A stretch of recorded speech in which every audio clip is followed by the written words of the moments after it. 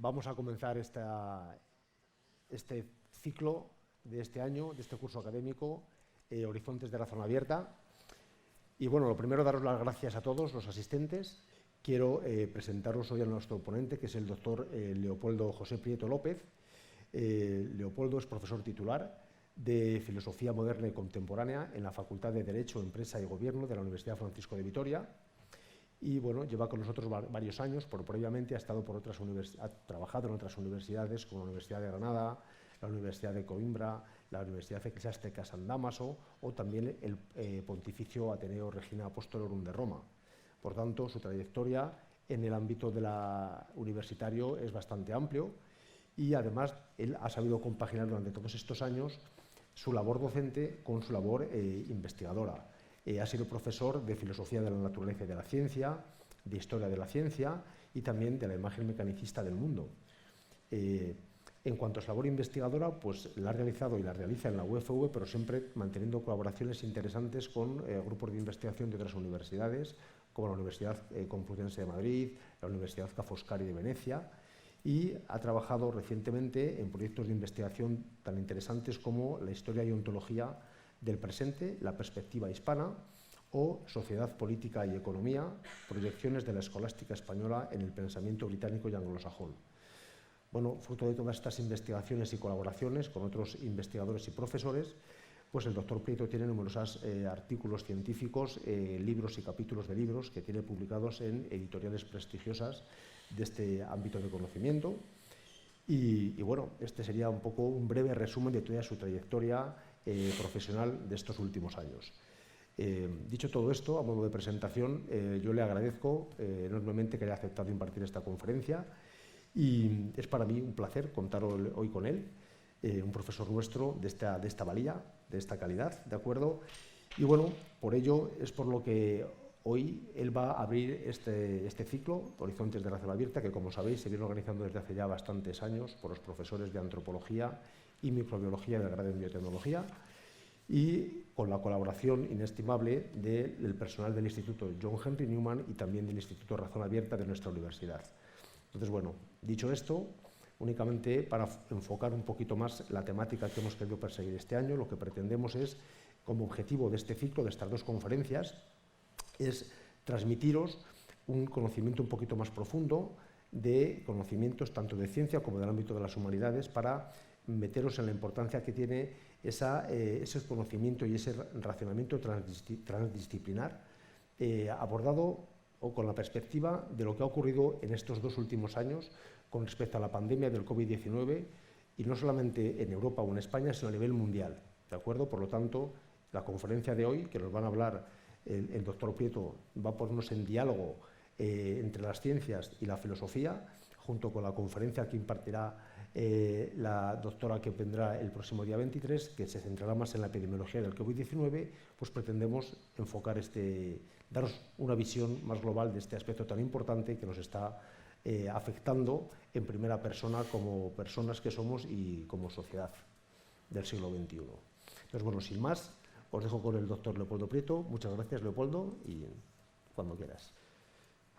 En primer lugar, agradezco naturalmente al Instituto John Henry Newman y a la organización de Horizontes de Razón Abierta la invitación. Estoy en mi casa y me siento muy a gusto. Y con alumnos me siento especialmente a gusto, ¿no? Los que no tenemos hijos y solo tenemos alumnos, tenemos algo que es muy profundo y muy vocacional, la búsqueda de la verdad compartida y transmitida a los alumnos. Le decía antes a Cruz que cuando veo a los jovencillos en medio de este mundo tan incierto, que casi zozobra, sin referencias claras, no solo para la teoría y la ciencia, sino para su propia vida, el corazón se te llena de ternura instintivamente, ¿no? Y quieres hacer el bien. Y eso es algo muy profundo y muy vocacional, así que en ese sentido encantado. Yo diría, dado que el título de la charla a la que me han invitado es Diálogo sobre ciencia y fe, evitar reduccionismos para comprender la realidad, lo primero que hay que hacer es establecer los términos. Diálogo sobre ciencia y filosofía, diálogo, ciencia, filosofía, reduccionismos y comprensión de la realidad. Estas son las cuestiones. Y lo primero que diría es que ciencia y filosofía son dos modos de conocer y que el diálogo no se establece tanto entre un filósofo y un científico como personas distintas o como dos entidades o dos académicas de filósofos y científicos que se ponen a charlar y difícilmente llegan a conclusiones porque difícilmente se entienden. Porque son saberes tan heterogéneos y tan diferentes por su contenido y por su metodología que es difícil objetivamente tender puentes. Y esto es una constatación, no es una idea. Hace algunos años me invitaron a la Facultad de Farmacia, Julián Romero, si no recuerdo mal, a una actividad con grandes docentes de ese campo científico y os aseguro que fue complicadísimo, porque era como hablar en alemán a quien solo entiende español, más o menos. Es decir, el problema no era de diversidad de opiniones, era de comprensión de conceptos y eso es así. Por tanto, no se trata de que grupos de personas distintas se pongan a dialogar y lleguen a conclusiones. Se trata de que uno mismo, consigo mismo, dado que conoce de dos modos, debe ponerse de acuerdo consigo mismo, sobre todo si es una persona curiosa que tiene preguntas. Aristóteles dice en una afirmación señera del libro primero de la Metafísica: omnes homines desiderant natura scire. Todos los hombres desean por naturaleza, porque por eso son hombres, no los animales que no lo desean, pero los hombres sí, todos los hombres desean por naturaleza saber. Ahora bien, saber se hace de dos modos. Se hace un saber riguroso, determinado y circunscrito, vinculado a consideraciones cuantitativas con una lógica matemática, y eso es ciencia. Y un saber más alto, menos riguroso, sobre todo menos circunscrito y que hace una consideración general de la realidad. Lo primero es ciencia y lo segundo es filosofía. Lo primero es episteme, lo segundo es sofía. Pues una misma persona es el que practica esta ciencia y el que practica esta otra manera de considerar la realidad. Es como cuando nos ponen delante de un microscopio y nos suben después a una colina. En un primer momento tenemos un plano aislado, enormemente preciso, pero enormemente pobre en su comprensión de realidad, y cuando nos llevan arriba vemos una visión muy distinta. Muy distinta. Ambas son verdaderas, ambas se corresponden con la realidad, pero la focalización en ambos casos es completamente distinta. Por tanto, no instituciones, no personas que dialogan, sino uno mismo consigo mismo que indaga de un modo circunscrito, particularizado y que después ve la realidad en general y se ve a sí mismo en esa realidad, conociéndola y orientando su propia vida. Y eso, segundo, es la filosofía. Podríamos decir en este sentido, y esto es de nuevo, en realidad mi campo es la historia de la filosofía, y particularmente moderna, y particularmente de los inicios de la modernidad, pero tienes que moverte y las exigencias de la docencia te llevan de aquí para allá, y por eso no digo zozobra, sería exagerado, pero esta dubitación en el modo de afrontar esta ponencia. En cualquier caso, lo que es característico, según la filosofía clásica de la ciencia, es un saber por causas próximas, mientras que lo que caracteriza a la sabiduría, filosofía y sabiduría en el fondo es lo mismo, a veces se orienta más la sabiduría al quehacer práctico y a la orientación de la vida, y a la filosofía a la consideración teórica de la realidad, pero son dos momentos de un mismo recorrido y de una misma mirada. Digo, lo que caracteriza a la filosofía es ser una consideración por las causas últimas o primeras, depende por dónde empieces. Es decir, causas próximas en donde determinas con rigor y detalle ciertos fenómenos que estás estudiando, o causas últimas si las consideras en un plano de realidad mucho más amplio. Como veis, el diálogo de uno mismo consigo mismo en estos dos momentos es necesario, es inevitable, pero es complejo. Yo diría, para comenzar de un modo realista, comenzar por mínimos. Un cierto minimalismo es sano respecto de las posibilidades del diálogo. Pero desde luego, en sentido negativo, lo que es claro es que si las cosas están así, no cabe un conflicto. Entre ciencia y filosofía, más aún, ahora añado, aunque no está en el título de la ponencia, y fe, o teología, o religión, como queráis llamarlo, no cabe conflicto. No cabe conflicto precisamente por su diversidad y heterogeneidad epistemológica. Y lo digo porque es que Europa lleva 3 siglos enganchada en esto, en el conflicto entre ciencia y fe. Hay 2 obras de Draper y White, 2 positivistas de finales del siglo XIX, que en el fondo están, no digo perturbados, sería demasiado, pero están obsesionados de un modo feo, en ese sentido perturbado no está lejos. O sea, tienen una obsesión de principio respecto del antagonismo inevitable, esencial y constitutivo de ciencia y filosofía. Eso es falso, completamente. Y una mirada serena y tranquila a la historia de la ciencia me ha interesado mucho porque está en relación con la historia del pensamiento, inevitablemente.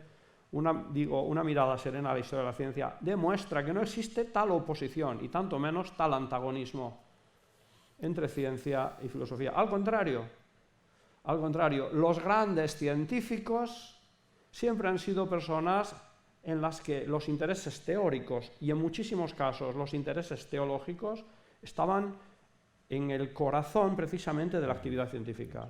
Un ejemplo, los autores fundamentales de la revolución científica en la Inglaterra a inicios del siglo XVI, y no digo cualquier nación, digo Inglaterra, que es donde nace en buena medida y se constituye la actividad científica tratada metodológicamente de un modo serio, tan serio que solo hace la Royal Society, que hasta el día de hoy procede exactamente igual que el día en que se fundó. No tenéis más que echar un vistazo a las Transactions of Natural Philosophy, transacciones, que son escritos de filosofía natural, y veréis cómo desde hace 400 años, y lo que ahora siguen publicando, es lo mismo. Bueno, aquellos actores de inmenso nivel eran todos clérigos. Eran clérigos anglicanos, eran clérigos calvinistas, en realidad calvinismo y anglicanismo es lo mismo, es una misma dogmática, pero eran clérigos.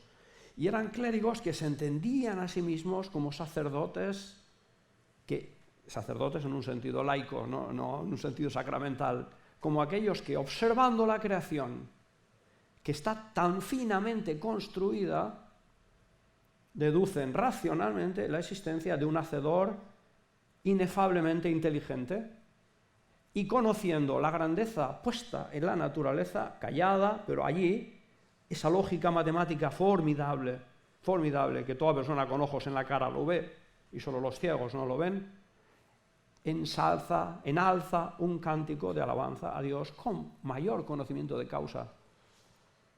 No es lo mismo decir qué grande es Dios, que cuando haces operaciones matemáticas de distancia entre los planetas ves que mantienen una órbita exactísima constantemente, y entonces se te pone la carne de gallina y dices, y esto lo dijo Sir Christopher Wren, sit laus Deo, sea Dios alabado.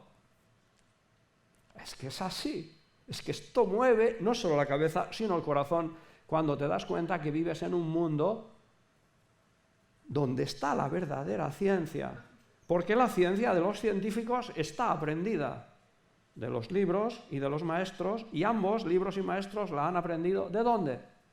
De la naturaleza, del mundo que está hecho según número, orden y medida.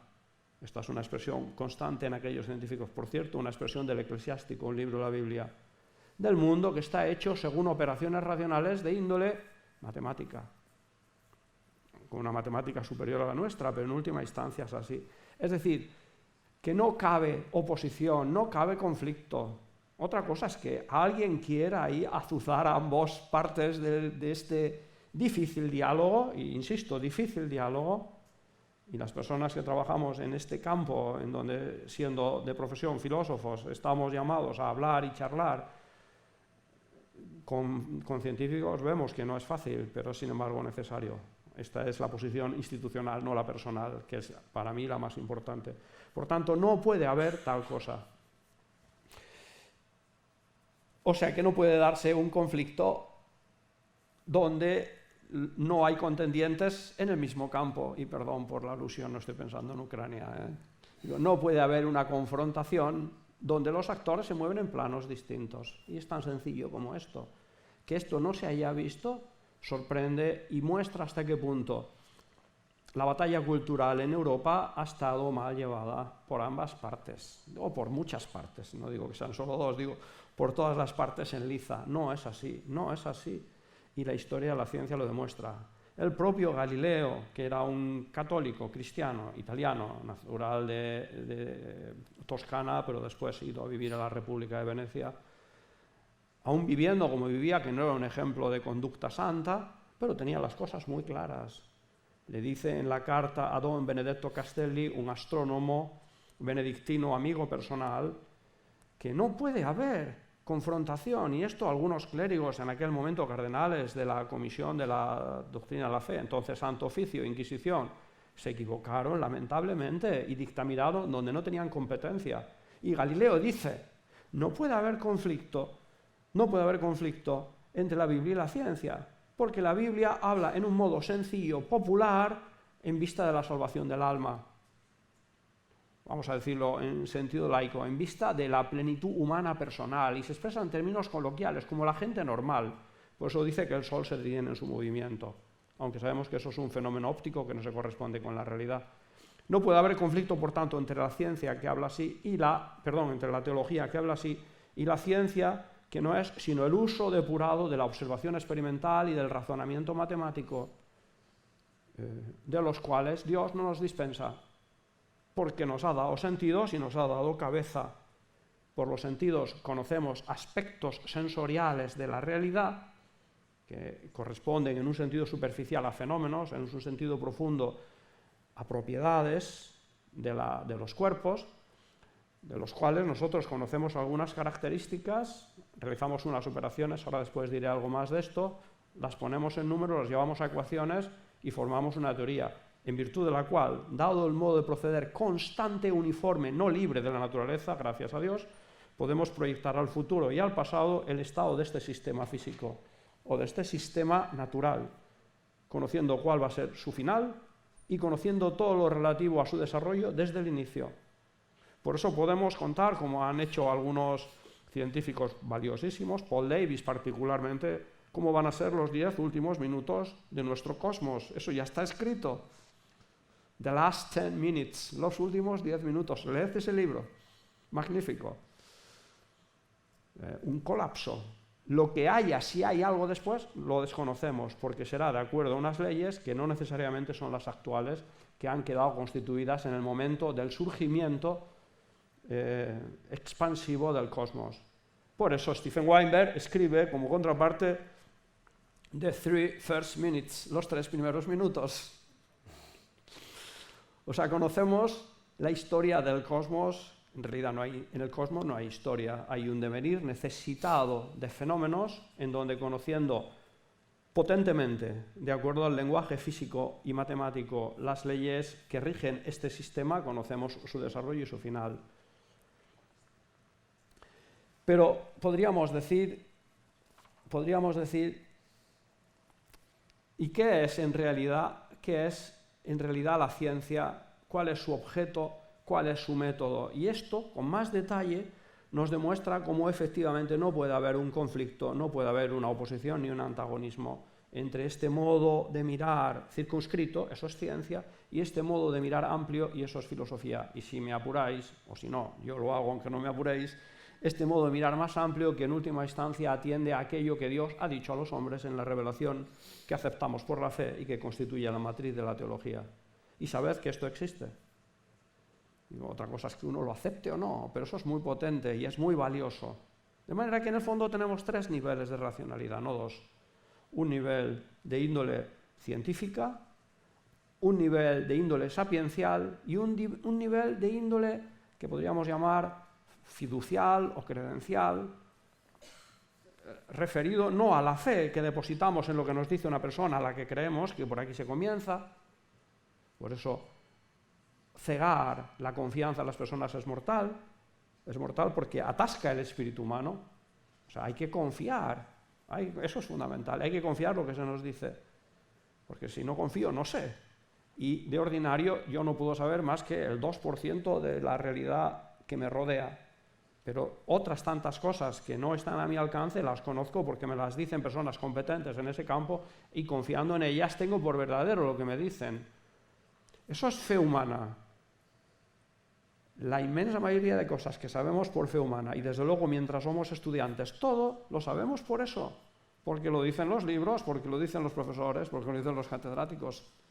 Después, cuando adquirimos ciencia en un limitado y determinado sector, seremos capaces de volar por nosotros mismos y ver directamente por nosotros mismos, pero hasta entonces vivimos de la fe. Y eso ocurre en un sentido, como decía antes, humano, pero también sobrenatural. Aunque es verdad que Dios lo que ha dicho a los hombres en esta revelación, que tiene fundamentalmente dos vías, una es la palabra escrita, es decir, la Biblia en griego es biblión, Biblia es los libros, y eso se ha transmitido en una comunidad viva, que es el Kahal Yahvé en el mundo judío y la Eclesia Ceu en el mundo cristiano, que es la comunidad del pueblo cristiano y del pueblo judío, porque la revelación ha tenido estos dos momentos, un momento antiguo y un momento nuevo. Y así se nos transmite y creemos en eso. Y creemos fundamentalmente aquellas verdades que tienen incidencia particularmente en nuestra vida y en nuestra salvación. No tanto porque la fe sea un saber moral. Yo creo que esto es una pobreza enorme y hace mucho daño. La fe es la fe y esto es lo fundamental. De hecho, mientras se tiene fe, aunque uno viva mal, tiene el camino de retorno. Pero si pierde la fe, esto es más serio. Esto es mucho más serio. Lo digo porque la fe no es un moralismo. Y no me voy a salir por peteneras de lo que estoy llamado a decir.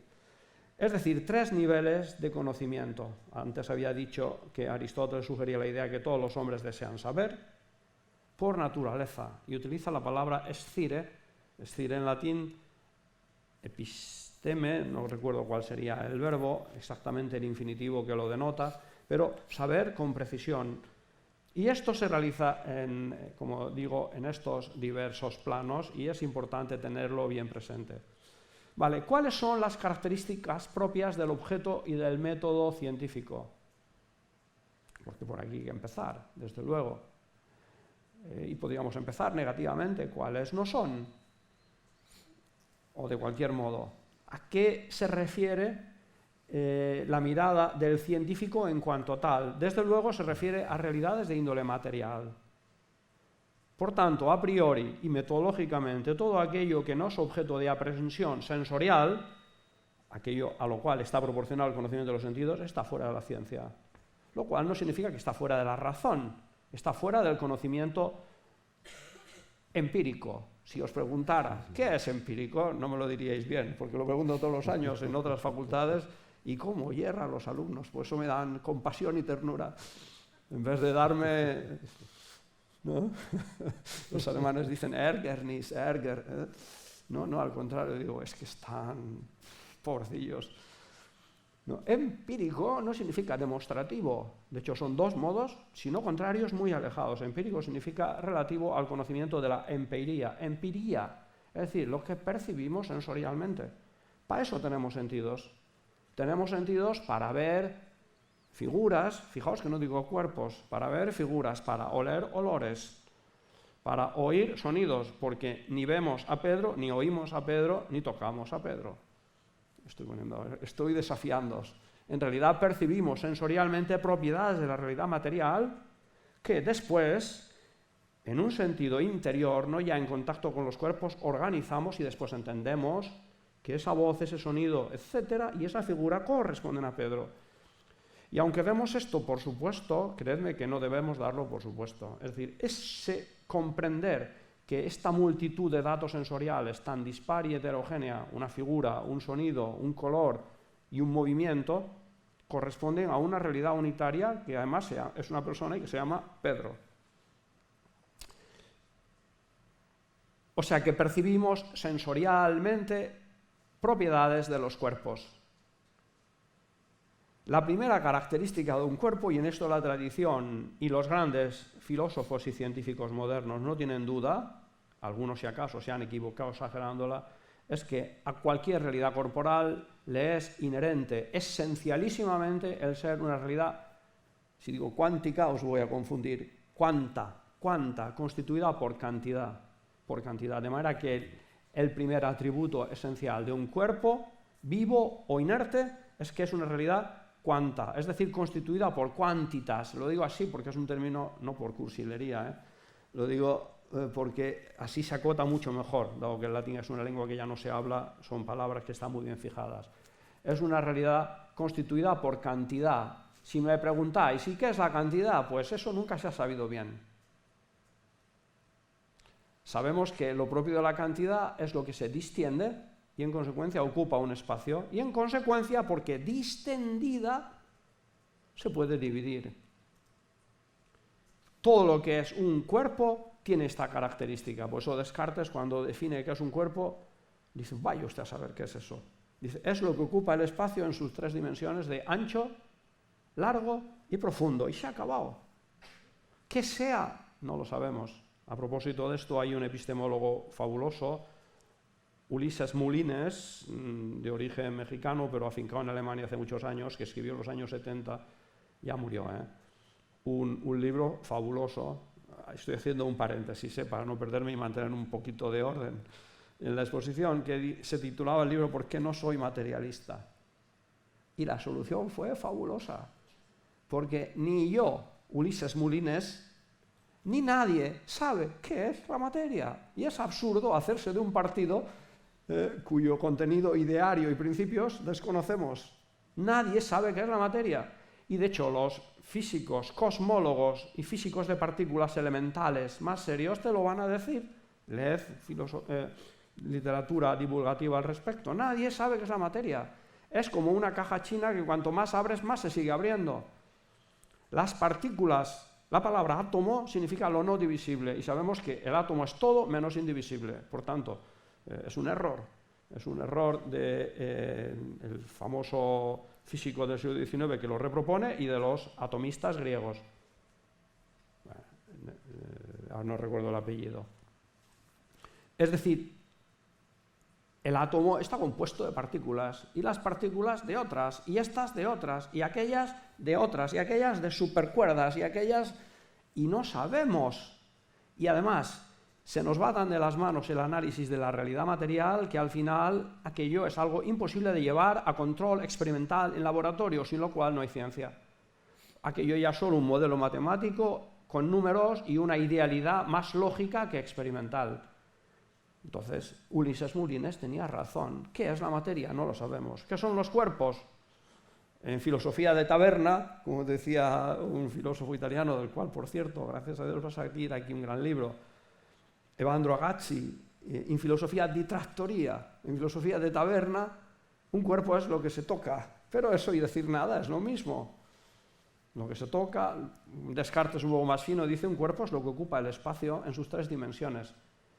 Vale, pues un cuerpo, desde luego, de lo que sabemos es que está distendido, y esa suya distensión, en virtud de la cual está constituido de partes externas unas a otras, eso se llama extensión o cantidad. Y este es el primer atributo sobre el cual la ciencia y la filosofía de la ciencia hacen presa, ¿no? Y empiezan a hacer teoría al respecto. De hecho, si un cuerpo está constituido por partes externas o por partes difluyentes que se extienden, puede ser dividido, y de la división resultan números, y con los números se pueden hacer operaciones de cálculo, y esas operaciones nos pueden indicar algunas cosas, pero solo algunas cosas, no nos engañemos. Galileo, que para todo era muy fino porque era inteligentísimo, los italianos son listos como ellos solos, y Galileo lo era a la enésima potencia. Lo dijo respecto de la naturaleza de las manchas solares en una famosa carta a Marcus Velser, la tercera carta sulle macchie solari a Marcus Velser, un astrónomo austríaco. Dice, si queremos saber cuál es la sustancia del Sol, o incluso de los cuerpos más próximos a nosotros, la sustancia en un sentido fuerte, en un sentido filosófico, olvídese usted porque eso es muy difícil. No significa imposible, pero una modestia gnoseológica es sensata. Si en cambio nos preguntamos tanto qué es aquello en su compleción, en su integridad y en su esencia, y estas son las preguntas fuertes del filósofo, si en cambio nos preguntamos más bien ateniéndonos circunspecta, cautamente a ciertas propiedades, él dice qualche affezioni, algunas afecciones, y está entendiendo algunos accidentes de índole material, entonces es posible que avancemos, porque si no la ciencia no va a avanzar. Y así, desde luego, sabemos que la ciencia es un saber sobre realidades cuantitativas de las cuales tenemos un acceso experimental o sensorial, sobre las cuales realizamos mediciones, las mediciones nos dan números y así podemos afrontar con una lógica de índole cuantitativa, es decir, matemática, un estudio de la realidad, de las propiedades de este cuerpo. Y eso es la ciencia, sea un cuerpo inerte, sea un cuerpo vivo. Es interesantísimo ver que los grandes científicos siempre han procedido así. El otro día, precisamente en clase, yo le doy mucha importancia a Aristóteles porque creo que es el gran atacado injustamente en el siglo XVII y es por reivindicar todavía su nombre. Ha vencido en última instancia a Platón, el pobre Aristóteles, se las ha llevado todas. Pero Aristóteles, tenemos una idea falsa de él si pensamos que era un filósofo. Claro que lo era, pero al final.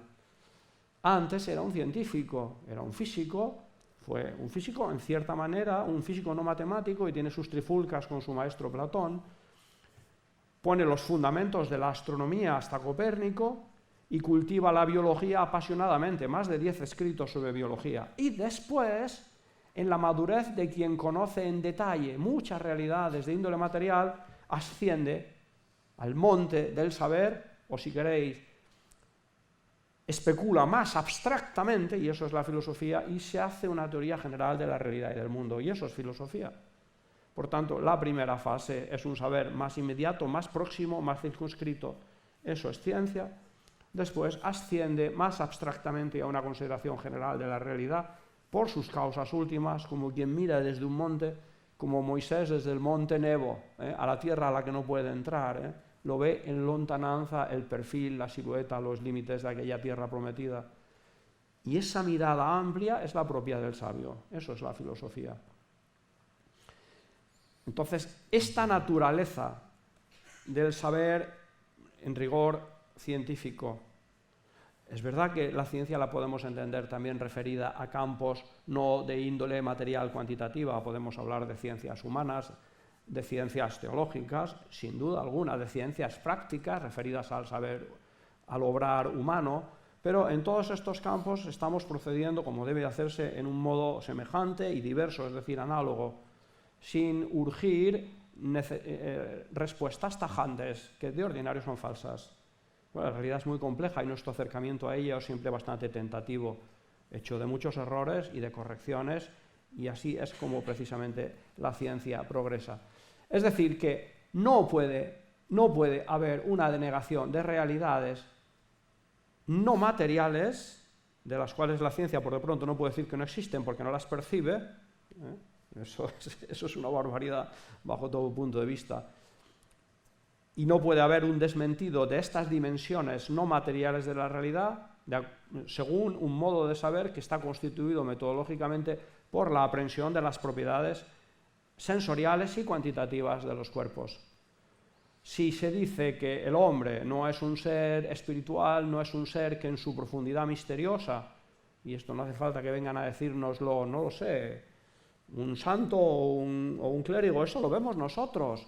Y lo vemos nosotros dentro de nosotros mismos. Hay una mole de realidad ahí profunda para la cual la ciencia no es capaz. Y por eso necesitamos invocar un modo de racionalidad superior a la aprehensión de estos aspectos corporales, cuantitativos, sin que dejemos de lado la capacidad de comprensión y de razonamiento y de demostración. ¿Por qué no? Es decir, si la ciencia trata sobre realidades corporales y en consecuencia cuantitativas, la debemos declarar, entendemos siempre la ciencia experimental, la debemos declarar incompetente para todas aquellas realidades que son de otra naturaleza. Y pretender explicar las realidades que son de otra naturaleza, de acuerdo al procedimiento propio de la ciencia experimental que está hecha para controlar, para medir y experimentar realidades corporales, es una barbaridad bajo todo punto de vista. Cuando se habla de reduccionismo de la ciencia, muchas veces se está refiriendo, y creo que con gran verdad, a esto. Por de pronto, reduccionismo es algo que es propio del método científico. Es reducir un todo, que es una realidad compleja. Ahora después os leo un texto para ir más ordenadamente, un texto escrito por mí hace muchos años, O sea, no voy a leer a otro.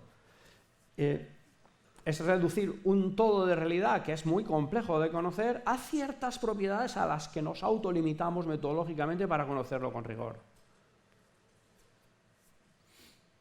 Luego, lo que está al margen de esta parcela de realidad que hemos focalizado y que hemos estudiado, no podemos sobre ella decir nada porque la hemos dejado fuera. Voy a leerlo.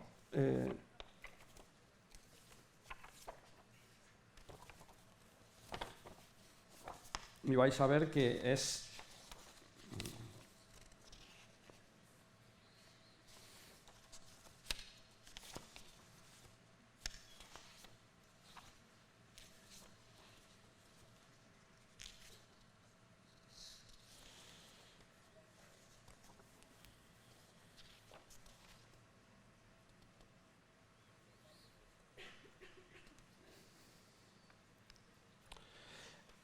Las definiciones de la ciencia, y la ciencia comienza con definiciones o conceptos, procede con leyes y las articula en grandes teorías, y este es el campo de la actividad científica.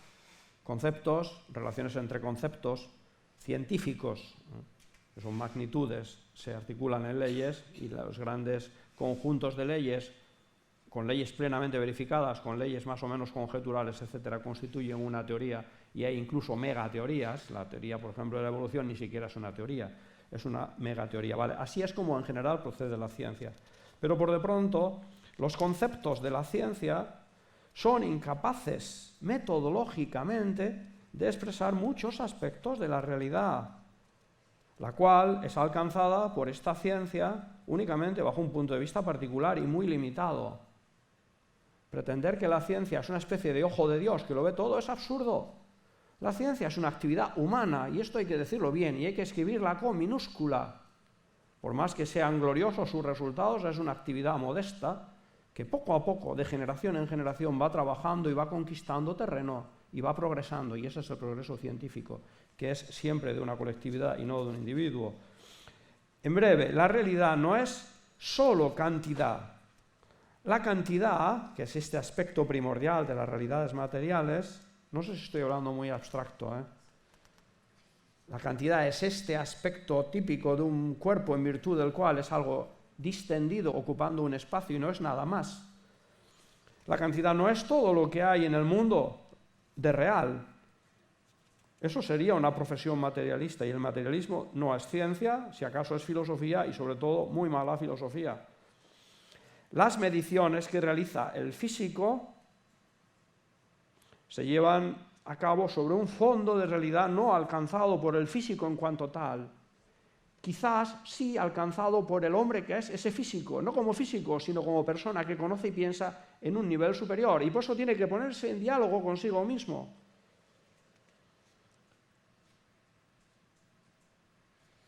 Y se pueden poner varios ejemplos al respecto. Os invito a que leáis de Arthur Eddington, un gran físico y astrónomo, algunas de sus obras. Arthur Eddington era un astrónomo que estuvo en Brasil en el famoso experimento de 1918, donde se demostró que la luz experimentaba una deflexión gravitatoria cuando pasaba en torno al Sol. Y por tanto se demostraba la verdad de la teoría de la relatividad de Einstein. Por tanto, no es un cualquiera. Este es Arthur Eddington. Arthur Eddington tiene algunas observaciones interesantísimas sobre qué es ciencia. Y os la voy a leer si me lo permitís. Aunque suena un poco chistoso y está hecho de un modo desenfadado, lo que Eddington dice con el ejemplo que os voy a presentar es muy serio y es muy verdadero. Esto a los que tuve hace muchos años de alumnos de filosofía de la naturaleza y de la ciencia ya me lo conocen, pero como no veo aquí nadie lo puedo repetir.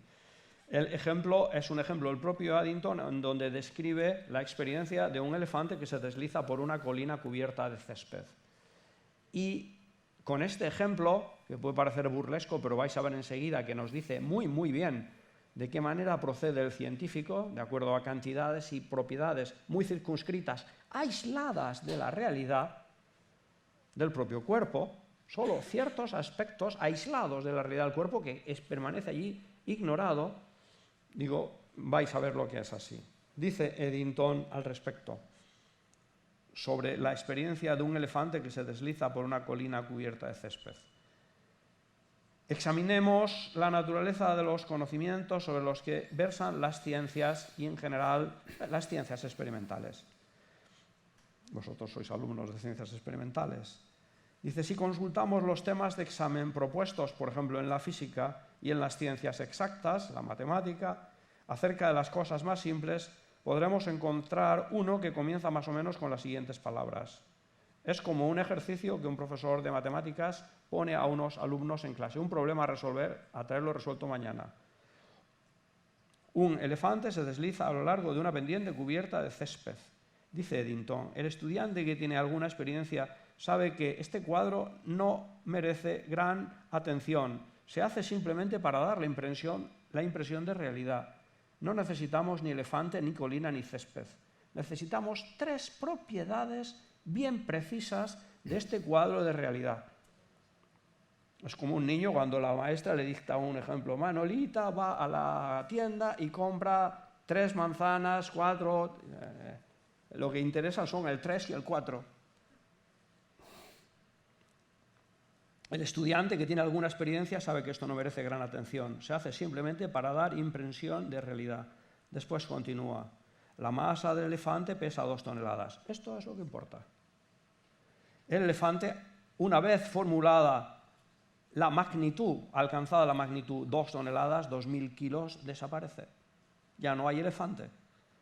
Ahora, en cambio, tenemos una masa de 2 toneladas escrita como una cantidad en un papel para resolver un problema.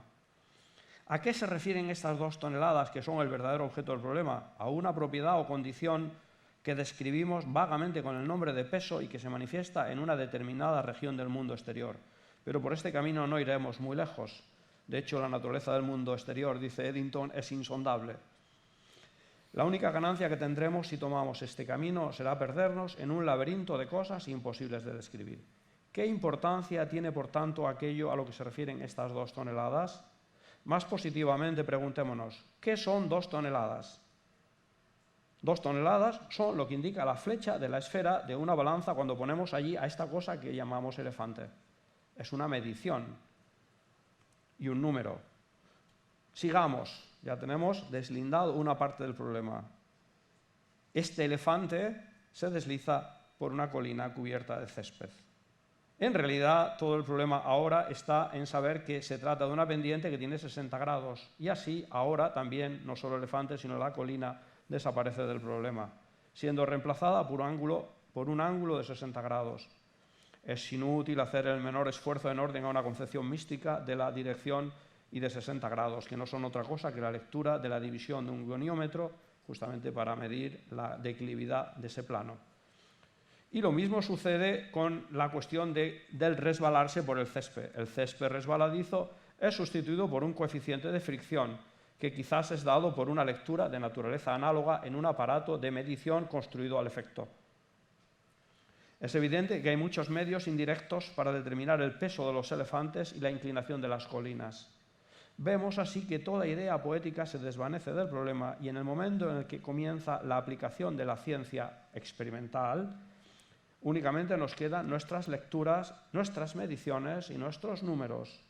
Ahora bien, si en el molino de los cálculos científicos no hay más que lecturas de graduaciones, ¿cómo podremos obtener de él una harina distinta?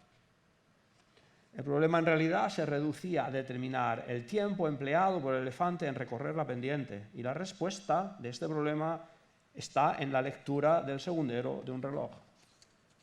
Y esto es ciencia. Esto es ciencia y no es otra cosa. Cuando a Einstein le preguntaron, dado que integraba la dimensión del tiempo como una pretendida cuarta dimensión, lo cual no puede ser porque es otra cosa, pero así se entiende a veces, y esto no tiene sentido, no piensen ustedes que se puso como tenía que ponerse, como científico, porque como filósofo dejó un libro estupendo escrito junto a Leopold Inchfeld, La naturaleza del mundo físico, y ahí dice cosas sensatísimas. Pero como científico dice que ¿qué es el tiempo? Lo que me dice este aparato, y se ha acabado. Eso de que el tiempo es la medida del antes y el después, eso es filosofía. Ahora, ¿qué duda cabe que respecto a la pregunta a la pregunta de qué es el tiempo, y lo que me dice Einstein es lo que me dice este aparato, que es un reloj, de la necesidad que tenemos de comprender nuestra propia vida, que se distiende en el tiempo, que fluye en el tiempo y que desaparece en el tiempo, y que esperamos no termina en la nada, sino en una plenitud personal que vamos cultivando desde ahora. Son dos modos de reflexión muy distintos. El primero es científico y el segundo es filosófico. ¿Cabe contraposición entre ellos? No, de ningún modo. ¿Cabe cooperación? Sí, difícil. Y esa cooperación es esencial realizarla. Hace tiempo escribí también un artículo, que si queréis luego os dejo referencia, pero ya está en los que... Es un artículo muy sencillo, está en la lista de artículos que pasé a Cruz. Se titula Ciencia, Filosofía y Teología, diferencia, complementariedad y armonía. Y si os dais cuenta, existe un orden lógico y una concatenación muy estricta de los términos, porque hay diferencia y complementariedad, y porque habiendo diferencia y complementariedad hay armonía. La armonía no es de lo uno con lo uno, eso es identidad muerta. Es la diferencia y la complementariedad y la armonía, pero es una diferencia, una complementariedad y una armonía compleja. Os voy a poner algún ejemplo más para que veáis de qué modo procede la ciencia y cómo, desde luego, debe evitar la tentación, y yo supongo que es la tentación común al campo de ciencias experimentales, sobre todo relacionadas con la biología y la vida, que es la del reduccionismo del hombre a las meras dimensiones corporales. Y esto, podría ser y puede ser hecho objeto de un análisis serio, y desde luego la gran reducción del hombre a un conjunto de dimensiones meramente materiales, meramente corporales y en última instancia resolubles solo a la luz únicamente de las ciencias experimentales, viene del materialismo, sobre todo británico. Y en ese caso Thomas Hobbes es responsable en buena medida de esta concepción tan empobrecedora y tan reductiva, que si somos personas con un poco de gallardía intelectual, la rechazaremos, porque aunque no tengamos razones tan finas como las de Hobbes, sabemos que eso no puede ser verdad, porque lo percibimos en nosotros y no necesitamos mucho más. Y en la búsqueda de la verdad un cierto grado de valentía es importante. De valentía significa de saber que esto no puede ser verdad, y si no puede ser verdad, lo diga quien lo diga, lo dejo de lado, porque no me parece que haga justicia a los hechos, y eso es importante. Vale, decía que este caso es otro ejemplo parecido al de Eddington respecto a la naturaleza del método científico. Es de un autor francés. Dice así: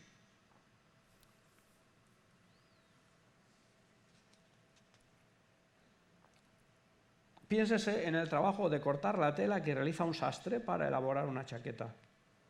El corte que realiza no nos proporciona mucho conocimiento de todas las propiedades presentes en la tela con la que se va a confeccionar el vestido. A pesar de ello, es indudable que el corte nos dice algo, corte de ahí tailor, taillé, ¿no? Nos proporciona conocimiento de algo que pertenece realmente al vestido, pero que se limita específicamente al orden cuantitativo. Por tanto, el corte de la chaqueta proporciona un conocimiento verdadero, pero muy limitado. El corte del sastre puede compararse con el conocimiento del mundo que adquiere el físico. Para un sastre que ha tomado las medidas de su cliente, una chaqueta es lo fundamental, descontada la calidad de la textura con la que se va a hacer la chaqueta misma, se reduce fundamentalmente a tres medidas: el contorno de la cintura, la anchura del pecho y el perímetro del cuello. De esta manera, el físico, que es de lo que está hablando en particular este autor, confecciona el mapa del mundo de acuerdo a medidas procedentes de lecturas relativas a la cantidad de los cuerpos que pueblan el mundo en el cual nos desenvolvemos. Y quizás para ir acercándonos a algunas valoraciones conclusivas que nos den orientación sobre qué es ciencia, sobre qué es filosofía y qué es razonable esperar y pedir a una y otra como hábitos intelectuales tan distintos, como modos de conocer tan distintos, digo algunas cosillas más. La formulación de las leyes científicas y a fortiori la construcción de las teorías que parten de estas resulta siempre precedida necesariamente de una actividad con la que el científico aísla y simplifica artificialmente las cosas reales de la naturaleza, aislando algunos aspectos de ella. Creedme que esto es así, y yo no lo sé tanto como vosotros, porque en un laboratorio lo que se hace es eso, aislar, poner filtros y todo tipo de elementos que separan una propiedad de un conjunto de propiedades de un cuerpo. En realidad no llegamos a leyes sino a través de una cierta violencia, por así decir, a la naturaleza, aislando más o menos artificialmente un fenómeno real del todo en el que éste se encuentra, es decir, la sustancia, diría un filósofo, y descartando los influjos que falsificarían la experimentación. Dado que es de naturaleza ideal, la ley física, que es de naturaleza ideal, no es capaz, por tanto, de expresar inmediatamente la realidad física. El fenómeno considerado por la ley, que es siempre un fenómeno puro y, por tanto, irreal, abstracto, raramente se observa sin la intervención de los métodos y procedimientos científicos. El fenómeno puro es un caso abstracto, un caso de pureza y perfección matemática. ¿Cuántas veces las experiencias de laboratorio con las que se intenta ilustrar la verdad de las leyes, enseñándonos el fenómeno puro, dan la impresión al espectador de algo intensamente artificial? No falso, sino artificial. En la experimentación, el científico aparece como una suerte de prestidigitador. A la idealización abstractiva sigue luego por necesidad un acercamiento posterior a la realidad, pero ya únicamente de naturaleza aproximativa. La idealización es un movimiento de ascensión al que tiene que seguir, como la otra cara de la misma moneda, un movimiento de descenso y de aproximación. La ley de la ciencia, en este sentido, es exacta en la formulación, pero aproximada en la descripción de los fenómenos reales. La construcción ideal, justamente porque es ideal, tiene que ser siempre ajustada más o menos a la marcha real de las cosas. Podríamos decir, y con esto me acerco a la conclusión, porque ya llevamos 55 minutos. Lo primero que hay que decir sobre la ciencia es que no es filosofía, que es un saber no filosófico. Y esto no es un uso redundante de las palabras, es un saber por contenido y por método profundamente distinto. De ahí la dificultad del diálogo, y de ahí la imposibilidad del conflicto, y de ahí la llamada a uno en sí mismo respecto de estos dos modos de conocimiento, unirlos y conciliarlos. Si la filosofía desde su nacimiento, y estoy pensando de Tales, el siglo VI a.C., el venerable Tales hasta nuestros días, se ha caracterizado por un impulso hacia el saber total en anchura y en profundidad sobre cualquier cosa, en anchura conociendo fundamentalmente la esencia y en profundidad conociendo fundamentalmente la causa, es decir, tratando de indagar ante todo la esencia de algo y la causa de algo. En cambio, la ciencia experimental nació en rigor cuando Galileo, de ahí la importancia que Galileo siempre tiene en todo lo relativo a la ciencia moderna, la ciencia experimental en rigor nació cuando Galileo, desafiando este modo arraigado de proceder intelectual, que es la filosofía y la sabiduría, introdujo un nuevo y revolucionario modo de entender la investigación sobre las cosas. No es que Galileo fuera empirista y Aristóteles no. De hecho, Galileo era menos empirista que Aristóteles y era más matemático. No fue Galileo en realidad el primero a emplear el método experimental. En un cierto sentido, la teoría de Aristóteles es mucho más cercana a la consideración empírica de la naturaleza que la de Galileo.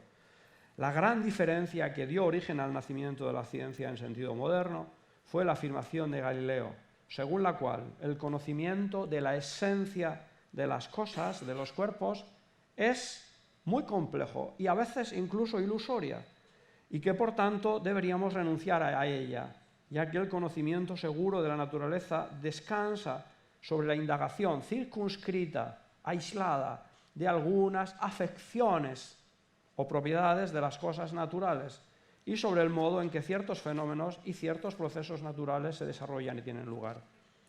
Un elemento característico del modo galileiano de concebir la ciencia es el relativo a la intrínseca limitación y circunscripción a determinadas propiedades. Algunas afecciones, en Galileo quiere decir, no es necesario y quizás ni siquiera posible conocer el conjunto de las propiedades y de las relaciones de estas propiedades con las cosas de las cuales son propiedades, sino que es necesario y suficiente para la ciencia limitarse a aislar o circunscribir ciertos procesos del contexto general en el que ocurren, sometiéndolos a un esmerado análisis y a una precisa descripción cuantitativa. Esta es la razón que nos permite afirmar que la ciencia experimental es un saber no filosófico, que a priori metodológicamente se autolimita excluyendo las dimensiones profundas de la realidad que corresponden precisamente a su estudio a la filosofía. Es decir, la ciencia se constituye como un saber limitado y circunscrito en su objeto, dejando de lado e ignorando otras muchas características, aspectos y dimensiones de las cosas. La filosofía, en cambio, toma el camino opuesto, ya que su punto de vista típico es el de la totalidad, alejándose de aquella especialización y limitación de objetos que es la propia y esencial característica de la ciencia. La revolución epistemológica de Galileo, por lo tanto, consistió en el cambio tanto de objeto como de método en la búsqueda del saber y de la verdad. Por cuanto concierne al objeto, negativa y positivamente fueron dejados de lado la esencia e incluso la causa, y se limitó al estudio de descripciones capaces de establecer solamente relaciones cuantitativas, es decir, matemáticas entre determinados fenómenos. En lo que se refiere al método, abandonó los procedimientos deductivos lógico-formales y de esta manera la nueva ciencia de la naturaleza se dedicó al estudio experimental en un sentido ascendente o inductivo con el apoyo de la matemática como instrumento indispensable en la elaboración de los resultados de la experimentación. Lamento ser un poco duro o crudo expresándome en estos términos y leyendo estas cosas que, insisto, son mías de un pasado ya de hace cierto número de años, pero nos muestran bien hasta qué punto son distintos estos hábitos y modos que nosotros poseemos si somos personas reflexivas, no introspectivas, pero que miramos las cosas con densidad y que no nos conformamos con respuestas facilonas y precipitadas, sino que queremos y buscamos la verdad. Y a propósito de esto, quiero concluir informando de un dato, de un hecho, más que de un dato, que creo que es muy interesante para evitar toda visión reductiva sobre el hombre. Antes me he referido a Evandro Agazzi. Evandro Agazzi es considerado el mejor epistemólogo, es decir, filósofo de la ciencia de nuestros días. Ya está anciano, tiene problemas de visión y produce ternura ver cómo su último libro, esperemos Dios lo quiera, que escriba muchas cosas más, pero no escribirá ya seguramente mucho más. Su último libro lo ha hecho sin poder leer las citas, recordándolas de memoria y dictándolas a un escáner de audio y de esta manera elaborando un texto. Bueno, ¿sabéis cómo se titula este libro? Es importante porque respecto de la realidad y respecto del hombre llama a huir de las reducciones cientificistas en la comprensión de la realidad. El libro se titula La conoscenza dell'invisibile, el conocimiento de lo invisible. Y me diréis, ¿y de lo invisible qué conocimiento tenemos? Alguno. Podemos llegar a un acuerdo respecto de propiedades que se derivan de algo que no vemos y, sin embargo, esas propiedades sí las conocemos y por un razonamiento de tipo demostrativo o coherente, al menos, inducir de efectos conocidos, visibles, una causa desconocida, invisible. Por ejemplo, en el hombre, el alma. Y mejor que el alma, porque el alma, dice Aristóteles, la tienen las plantas y los animales, porque es un alma que genera movimiento interno y no meramente inercial en los vivientes. El espíritu. Bueno, todos los hombres, desde que son hombres, han creído que los hombres tienen en su interior algo de origen divino que se llama espíritu y que subsiste a la muerte. De hecho, hay un gran antropólogo que dice, si alguna verdad debiera ser, por absurdo, establecida democráticamente, ninguna verdad sería tan poderosa y tan creída por los hombres a lo largo de todos los tiempos que los hombres perviven a la muerte. Y por eso adornan con ritos funerarios su propio perecimiento, que no es un simple aniquilamiento, sino el tránsito a un nuevo modo de vida que desconocemos. Y diría, no tanto como parece, porque algunas cosas podemos saber del nuevo modo de vida que tienen los difuntos. De eso no sabemos mucho, pero sí que podemos saber algo. y sabemos que tiene que ver con la vida de aquí, de la cual la vida de allí no es más que su transición lógica. Por eso, Platón manifestaba de un modo potentísimo la lógica ética y escatológica que une la vida de aquí y la vida de allí. Los que viven bien, vivirán bien y felizmente. Los que viven mal, vivirán mal y desdichadamente. Y los que viven así, deberán purificarse. Esto lo han creído los hombres de todas las épocas y jamás lo han visto. Lo cual significa que podemos, incluso sin creer, conocer ciertos aspectos y dimensiones de la realidad y de nosotros mismos que no vemos. Que hay un ser primordial, fuente infinita de inteligencia y de bondad al que todos llaman Dios, sin que sepamos qué significa esa palabra, una palabra griega. Zeus, Dios, Dios es Dios. Dios, el genitivo de Zeus, el padre de los dioses, no. Zeus alude a un ser superior de luz, es una palabra vacía, pero la realidad de Dios no es una realidad vacía, es el fundamento de la realidad que habita en una luz inaccesible y que no puede ser visto. Y si ves algo, sábete que eso no es Dios. Por tanto, Dios es constitutivamente invisible y de algún modo podríamos decir es lo más visible del mundo, porque como dicen muy bien los grandes científicos, los buenos científicos, el mundo está lleno de su sabiduría, sobre todo el mundo natural. Está construido con tal orden, con tal perfección, con tal armonía, con tal número, peso y medida, que nos deja boquiabiertos. Y podemos decir con Christopher Wren, sit laus Deo, sea Dios alabado. Y lo dice después de hacer complejos cálculos astronómicos y ver cómo, efectivamente, la ley del movimiento gravitatorio no circular, sino elíptico, de acuerdo a las leyes de la gravitación de Kepler y Newton, se están produciendo con una perfección matemática. Es decir, lo invisible, diría, no solo se intuye, de algún modo se ve. Y digo, los grandes científicos lo confirman, y si me apuráis, también los filósofos. Incluso algunos filósofos que en ciertos sentidos, y con esto termino, tienden a ser escépticos. Kant lo dice. Kant dice que la razón percibe un ámbito de la realidad que sobrepasa la propia razón y que desea conocer, pero que es demasiado pobre para entrar en nuestra nueva región de realidad, que es la región del mysterium, Si le digo esto a los alumnos y se parten de risa.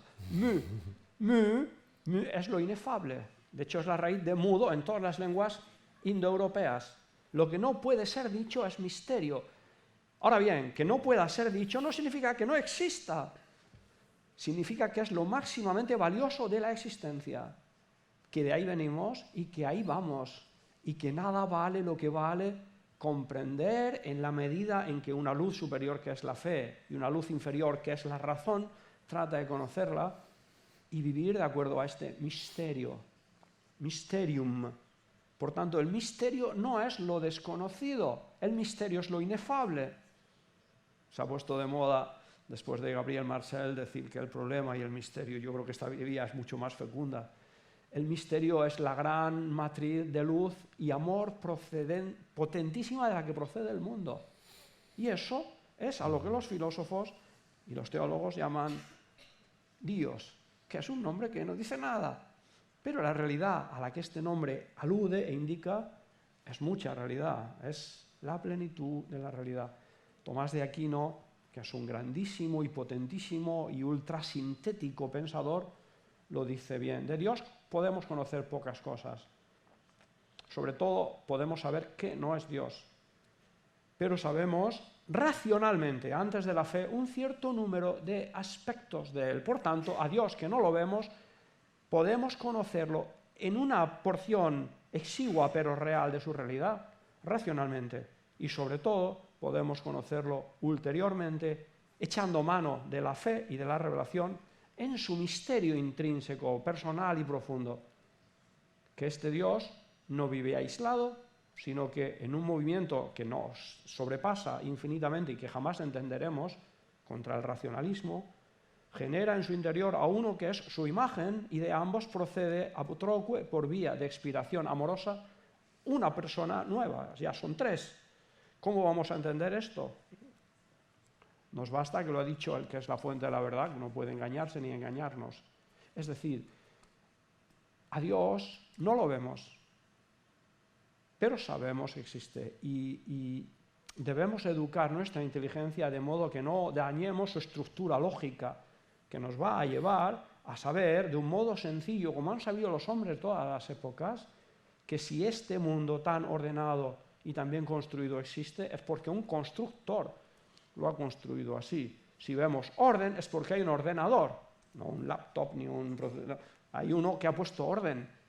Y si vemos belleza, es porque este mundo ha recibido la belleza del ser supersustancial, como dice el Dionisio, el pseudo Dionisio, que la ha puesto en el mundo. Es decir, se puede conocer lo invisible, aunque es verdad que lo invisible sobre todo se cree. Pero llegará un momento en el que veamos lo que aquí no podemos ver, y eso es lo que la fe cristiana dice que es la felicidad plena y perfecta, la visión facial de aquel que es fuente de luz y fuente de amor, y eso es Dios. Es decir, y con esto concluyo, ciencia, filosofía y teología incluiría ahora, son tres modos de acceder a la realidad muy distintos, pero siendo así que la realidad es la realidad, nuestros tres modos de acceder a ella tienen que ser, por nuestro propio bien, para que no andemos esquizofrénicamente divididos, tienen que ser coordinados y tienen que ser debidamente armonizados. Y esa es la verdadera necesidad del diálogo entre ciencia, filosofía y fe. No tanto que traigamos aquí al cuerpo de doctores en filosofía y al cuerpo de doctores en ciencias experimentales y los pongamos a dialogar. Se van a ir enseguida aburridos y sin llegar a grandes conclusiones. Esta es la necesidad del diálogo. Y ese diálogo de nosotros con nosotros mismos a propósito de la realidad es el que nos va a dar una visión bien articulada, en planos unidos pero diferentes de una misma realidad.